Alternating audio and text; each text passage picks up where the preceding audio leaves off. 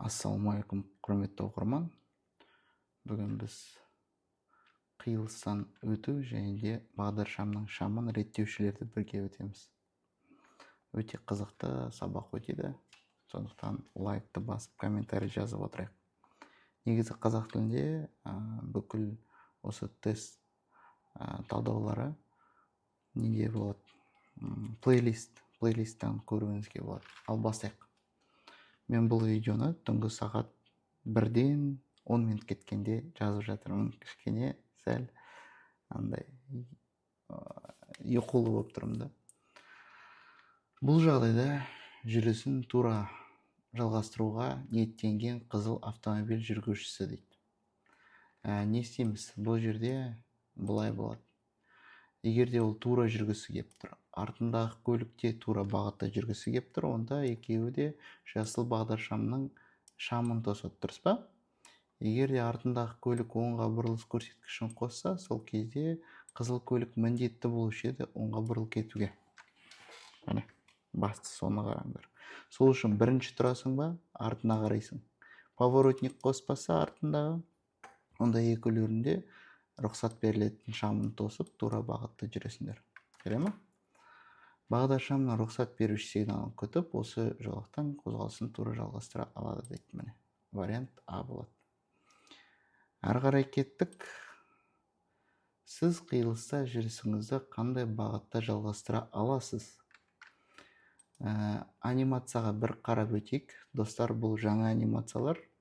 Ертең емтиханға барған кезде осы сұрақтар келеді. Бірінші кезекте қиылысқа жеткенде кімге қараймыз? Назар аудару керек реттеушіге. Бағдаршамға қарамайсыңдар. Жасыл жанып тұр ма, қызыл ма, вообще қарамайсың. Реттеуші мұнда құдай ғой. Қолын биікке көтерсе, ол назар аудар деген сөз. Сондықтан сіздерге жүруге тыйым салынады. Түсінікті ме? Жақсы. Қозғалысқа тыйым салынған дейміз. Ары қарай кеттік. Келесі сұрағымыз. Көлік құралдары осы қиылыстан қандай реттелікпен өтеді дейді. Ал көрейік. Мысалы, бұл жерде бағдаршам тұр, міне, қосымша секциясымен. Бірақ мынау трамвай рельсімен жүреді дейміз ғой. Так та жүреді. Просто көбісі рельсімен жүретін көлікті көрсе бірінші өтеді деп ойлайды да. Олай емес. Егер де негізгі бағдаршам қызыл жанып, қосымша секция жасыл жанып тұрса, ол жол беріңіз деген белгі сақылды болады. То есть уступи дорогу. Түсінікті ме? Ал мыналарда негізгі жасыл жанып тұр. Оларда басты жол сақылды жанып тұр. Примерно. Енді қараймыз. Екеуі де басымды болып өтеді. Содан кейін барып трамвай жүреді. Көрдіңіздер ме айырмашылығын? Трамвай бірінші өтеді, басымды болады. Егер де жол тең болса. Мысалы, мына бағдаршамдарды алып тастасақ, реттелмейтін болады ғой. Сол кезде бұл жерде басты жол жоқ. Тең болады, тең мағыналы қиылыс. Осындай кезде трамвай басымды болады. Көрдіңіздер ме? Ал егер де кезектілік болса, мысалы, бағдаршам реттелетін немесе жол белгісі болса, басты жол беріңіз болса, онда трамвай жол белгісімен қолданылады. Бастарыңыз ауыртып жүрін ба? Или түсініп атсыздар ма? Автобус пен жеңіл көлік бір уақытта, трамвай содан кейін барып жүреді. Міне, белгілеп кетейік. Ары қарай кеттік, достар. Келесі сұрағымызға. Бағдаршамның қосымша бөлімі қосылған кезде жүргізуші оңға бұрылу мүмкін бе дейді. Басқа да тыйым салу белгілері жоқ. Нұсқау белгілері де жоқ, Сондықтан әрине бұрыласыздар. Бірақ айтып өтейін, мұнда екі жолақ бар ғой оңға бұрылғанда. Мысалы, бірінші жолақ, екінші жолақ, мұнда да бірінші жолақ. Қай жолақтан шығасыздар, сол жолаққа түсу керексіздер. Басқа да бір жолаққа түсіп кетсеңіздер, 15 айлық есептік көрсеткіш төлейсіздер, айыппұл. 15 МРП деген өте көп та. 596 статья, екінші пункт. былай бұрылып кетсеңдер вообще Алтайға лишение болып кетесіңдер. Сондықтан бағдаршам қосымша әрине болады. Міне көрдіңіздер ма? Анимацияға қарап өтейік. Ары қарай кеттік. Бағдаршамның қызыл жыпылықтайтын сигналы не туралы хабарлайды дейді. Бүйтіп қызыл. Ол бізге жүруге тыйым салады дейді. Дұрыс па? Қызыл жанып тұрса жүрмейсің ғой. Бірақ көп жүргізушілерді білем. Мысалы, пойыз жоқ деп санайықшы, мысалы. ГАИ жоқ, қасында камера жоқ. Көбісі мынандай бағдаршамды игнорировать етіп кетеді. Пойыз жоқ қой деп өте береді. Ол уже 10 МРП штраф болады. Түсінікті ме? Қауіпті аймақ қызыл жанды ма, бағдаршамның алдында тосып тұрасыңдар. Пока мынау бағдаршамның шамы өшкеншіден ғана жүрістеріңді бастайсың. Бағдаршам жарамсыз кетәрі бар. Темір жол өтпесі арқылы қозғалысқа тыйым салынады дейді. Әрі қарай кеттік. Осы жағдайда қандай көлік құралдарының қозғалысына тыйым салынады? Бұл жерде реттеуші екі қолын бүйірге созған. Міне, екі қолын созған. Бұл реттеушінің екінші сигналы. Айтпақшы, регулирующий көрсеңдер, мұнда менде видеолары бар. Кеудесінен, арқасынан жүруге тыйым салынады. Оң жақ бүйірден, сол жақ бүйірден тура және оңға жүруге рұқсат болады. Енді қараймыз. Мына сары көлікке жүруге болады. Бұл тура жүргел жатыр. Мына көлігіміз тура бағытта жүргел жатыр. Мына солға бұрылайын дейді. Көк көлік.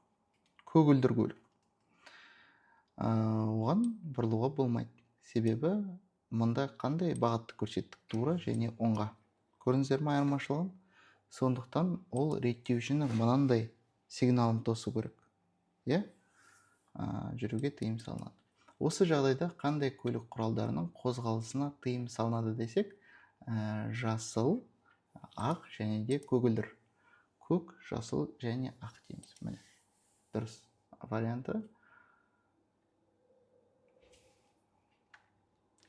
Біздің водительдарға кішкене жетпейді ғой, кем оқымаған ғой. Мысалы, мына арада тұрып алады, поворотнигін қосады, мына гаишникқа бүйтіп сызылып қарайды. Братан, өтіп кетейінші деп қасына тұрып алады еще былай. Анау гаишник ұрсады ғой, сосын кетсей бар, тура кетіп қалды.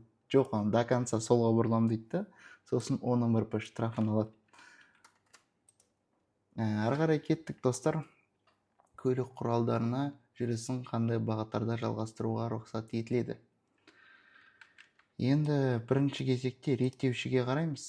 Бұл бүйірден тұрса, сол иығынан тұрсаңыздар, сіздер кез келген бағытта жүресіздер. Міне, солға және кері, мысалы. Енді мына белгіге қараймыз.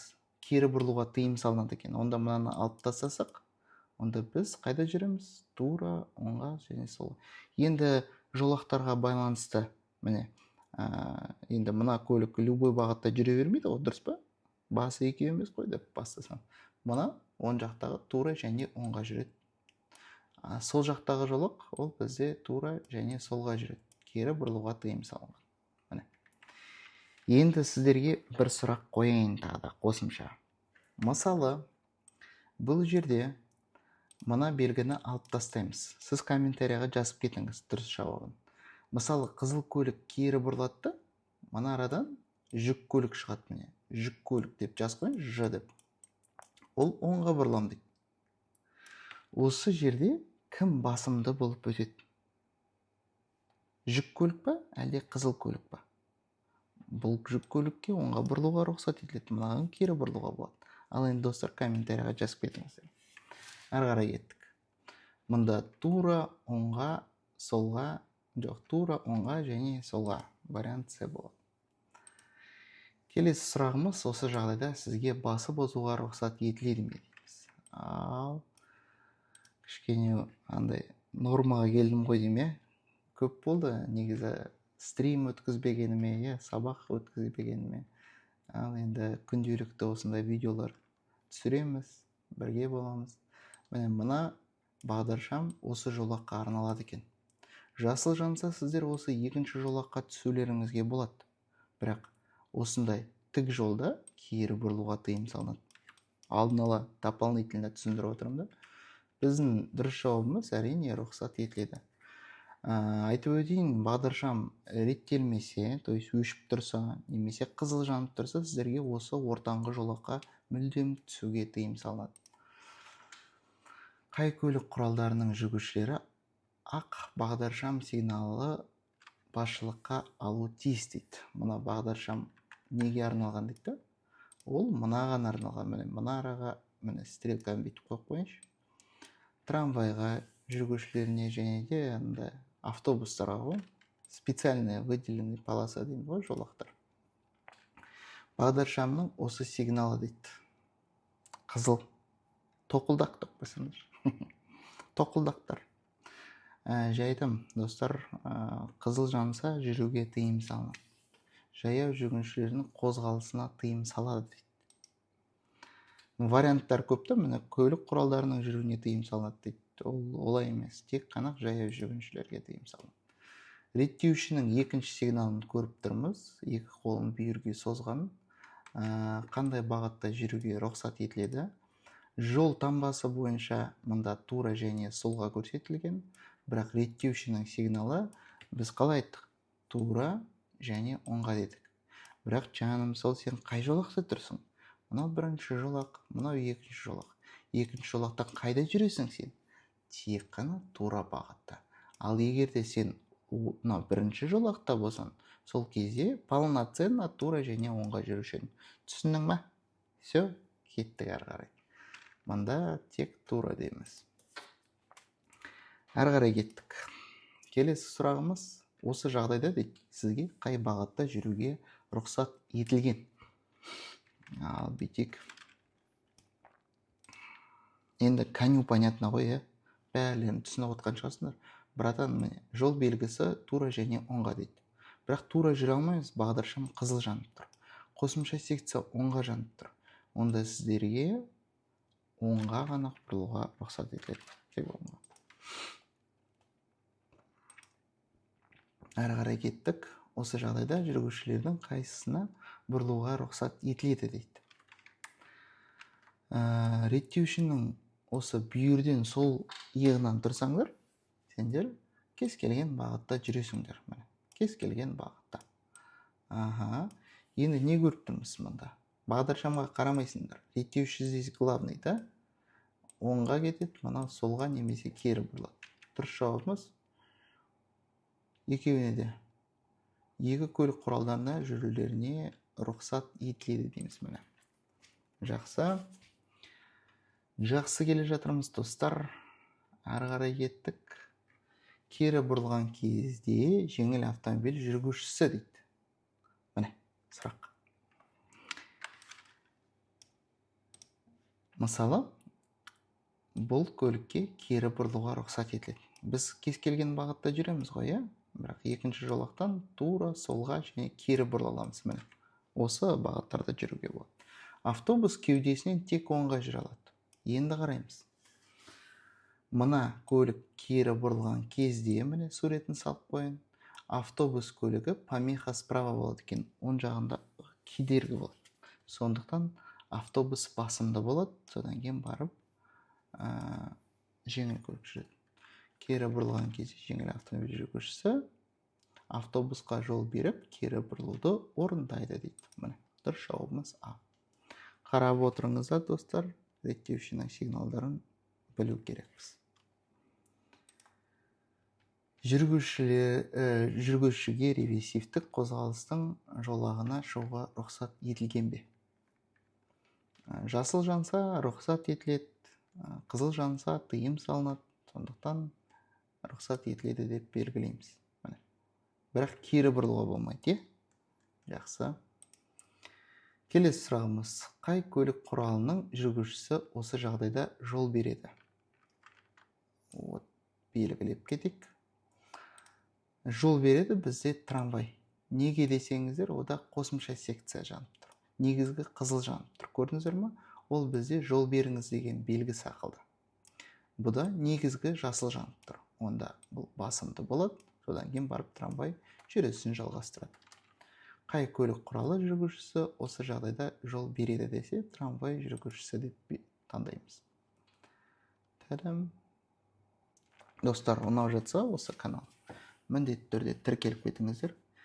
Осы емтиханға келетін сұрақтарды алғыларыңыз келсе, видеоның астында менің жеке номерім тұр. Ол жерге WhatsApp-қа обязательно жазыңыздар тест алатын кезде. Өйткені консультация түсіндіріп жүремін кішкене, көмегімді беремін, қалай ыңғайлы болады жаттаған, қандай тариф алу керек, соның барлығын жеңілдікпен істеп беремін. Кеттік. Тура бағытта қозғалып келе жатқандағы сіздің әрекетіңіз дейді. Ой, жандарым-ау, не болып отыр нарада? Так, міне, трамвай оңға бұрылам дейді. Бірақ сіз тура бағытта жүрейін деп жатсыз. Міне, көрдіңіздер ме? Енді қараймыз.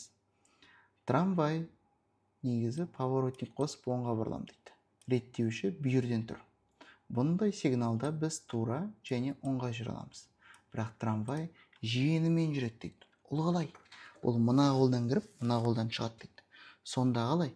Мынау реттеушінің сигналында мына қолдан кірсе, мына қолдан шығу керек. Онда трамвайға тек тура бағытта жүру керек. Онда қалай? Трамвайға жүруге тыйым салынады. Түсіндір ме? Ол тосып, пока реттеуші мынандай сигнал алады, немесе кеудесінен мына қолдан кіргізіп, мына қолдан шығарады. Значит, трамвайымыз жүрмейді, а біз сіздермен жүруімізге болады. Сондықтан, достар, біз трамвайға жол бермейміз. Көрдіңіздер ме? Трамвайға жол бересіз дейді. Қиылыстан бірінші болып жүріп өтесіз дейді. Міне, әрине А варианты. Міне, дұрыс жауабы. Сондықтан, достар, мәңгілікке жаттап алыңыздар. Трамвай жиенімен жүреді дейді. Қалай кетті? Бағдаршамның қызыл және сары сигналдарының қосыла жануы нені білдіреді? Қызыл және сары. Ол түсінікті ғой, міне, қызыл жанады, содан кейін барып сары, содан кейін не жанады? Жасыл жанады. Әрине қозғалысқа тыйым салады және бағдаршамның қозғалысқа тыйым салады және бағдаршамның сигналы ауысатынын ескертеді дейді. Дұрыс жауабымыз С. Дайындаласың ғой бір сөзбен. Нейтралкадан бірге саласың, дайын отырасың, да? Сосын кетесің. Осы жағдайда жеңіл автокөлік жүргізушісі қандай бағыттарда қозғалысты жалғастыру мүмкін? Суретке назар аударайық. Енді бұл бағдаршамға қарасақ, бізде 3 жолақ бар, міне, 1, 2, 3.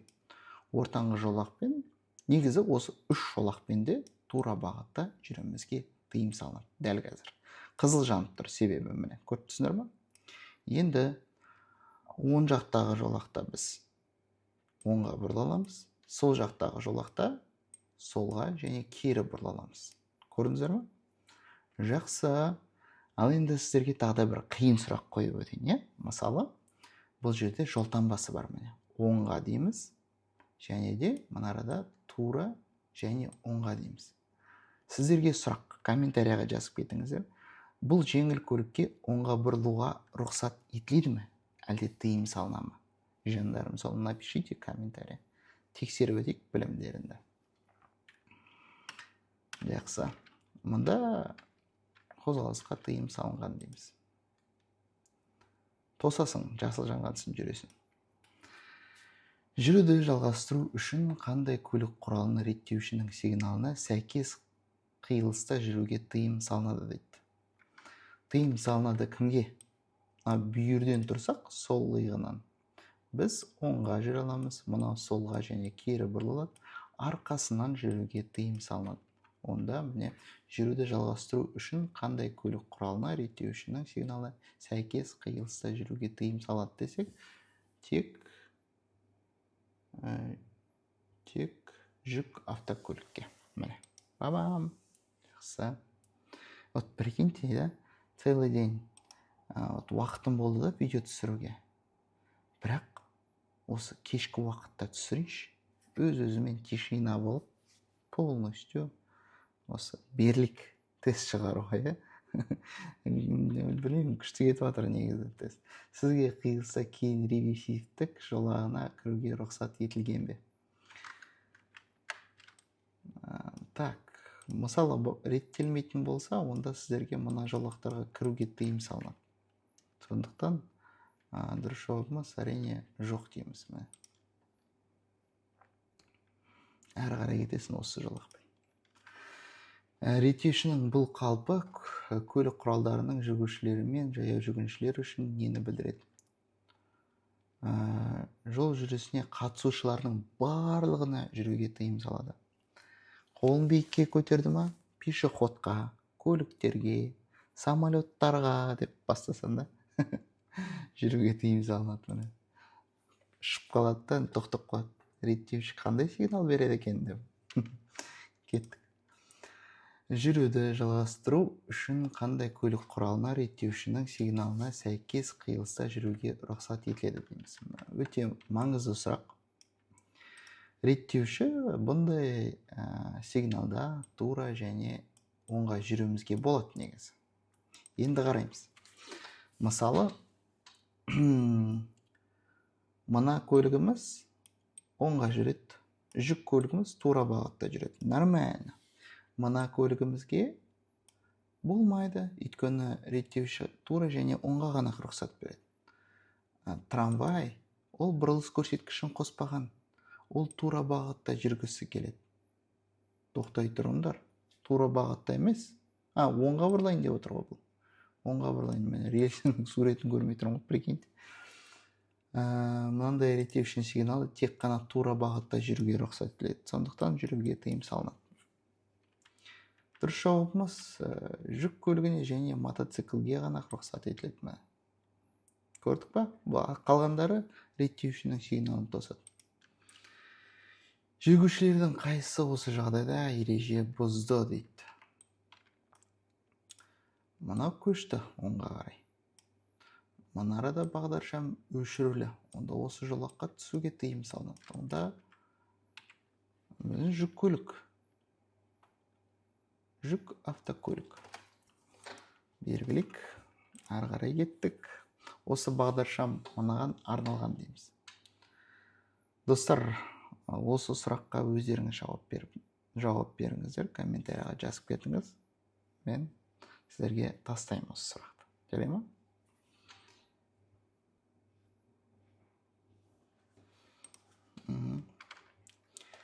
Осы бағдаршамның сигналы сізге не туралы хабарлайды дейді. Ертең осында қиылысқа келсеңіздер, бағдаршамды көрдіңіздер ғой, ішінде көрсеткіш бар, оңға дейді. Ол не дейді? Ол сіздерге алдын ала ақпарат береді. Жаным, сол жасыл жанған кезде сен оңға ғана жүре аласың дейді. То есть алдын ала сары жанат, қайтадан стрелка оңға, жасыл жанат оңға. Сонымен жасыл жанғансың, тек оңға жүресің. Дәл қазір әзірге саған жүруге тыйым салынады. Бірақ дайындал, оңға ғана жүресің дейді. Көрдіңдер ме? Так, бағдаршамның жасыл түсті сигналы қосылғанда ғана оңға бұрылуға рұқсат етіледі дейміз. Әрі қарай кеттік. Реттеушінің осы сигналы қандай бағыттарда жүруге рұқсат береді? Тура және оңға. Жаңа ғана түсіндірдім. Тура және оңға. Тура және оңға.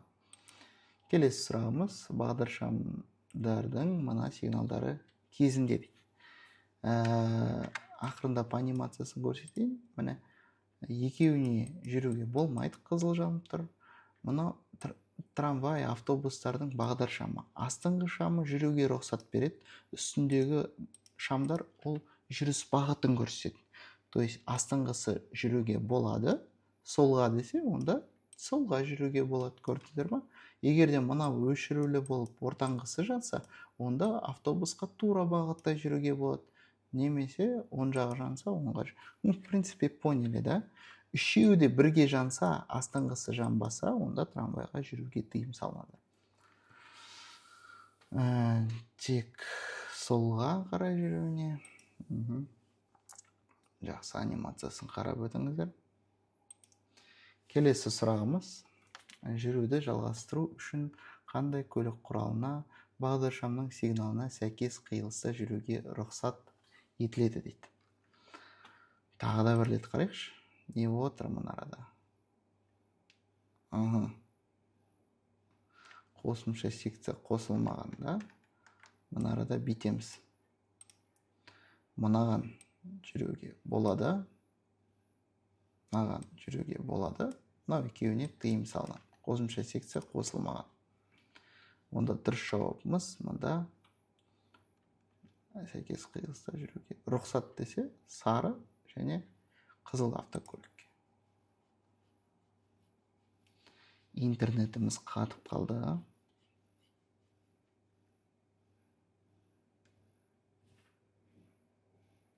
Дұрыс жауап екен.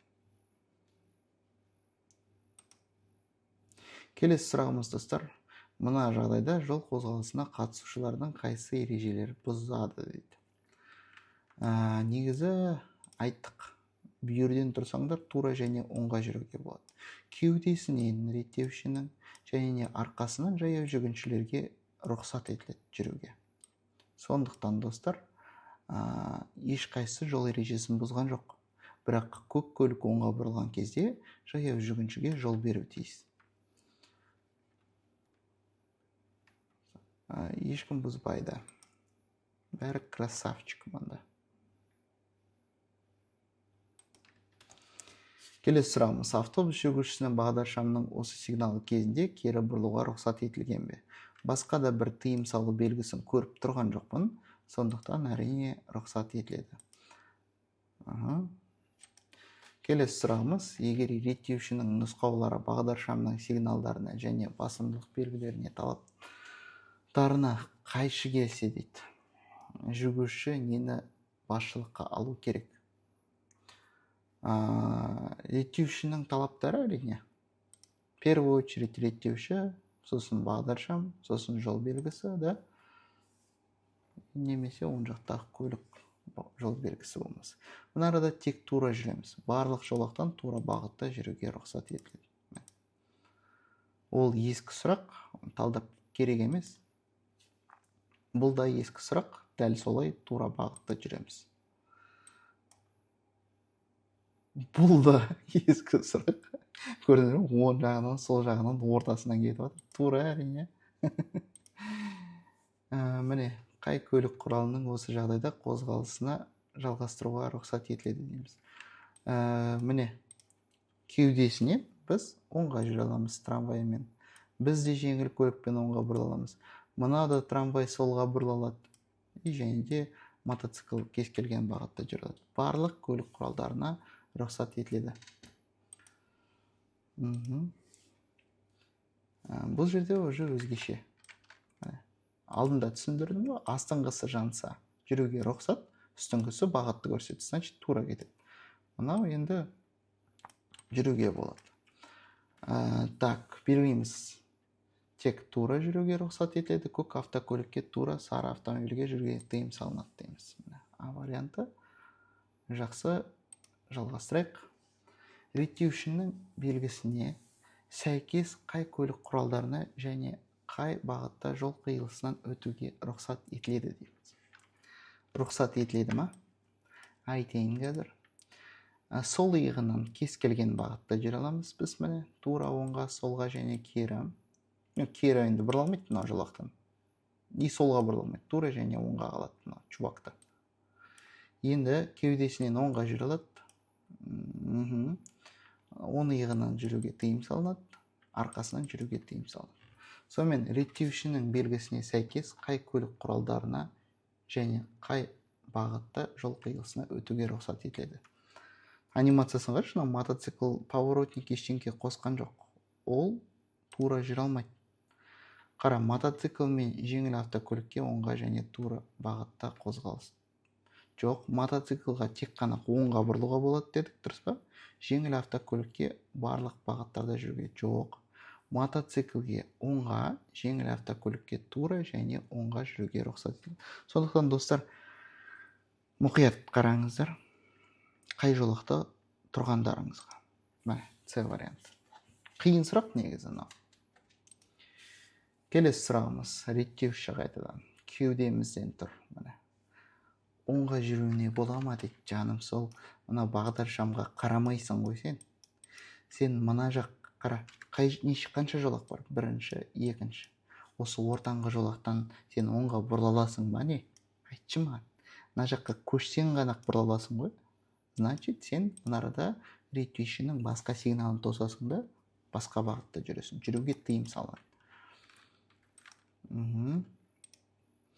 Келесі сұрағымыз, жеңіл автомобиль жүргізушісін қандай бағытта жалғастыра алады дейміз. Онда былай.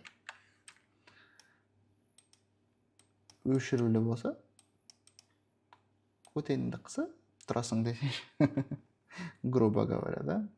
Жүрмейсің. Тосасың, жасыл жанғансың ғана солға және кері бұрылуына болады.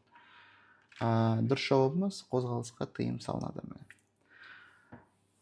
Достар, үлкен рахмет осы видеоны толықтай көргендеріңізге. Міндетті түрде комментарий қалдырып кетіңіздер. Түнгі сағат 1-ден 41 минут кетті. Біз сіздермен 30 минут талдап жатырмыз да бұл тестті. Өте керемет. Тест алатын жандар болса, видеоның астында менің номерім бар. Соған хабарласыңыздар, сіздерге менің атымнан жеңілдік болады, және де көмегімді көрсетемін. Кез келген сұрақтарыңызды қойсаңыздар болады.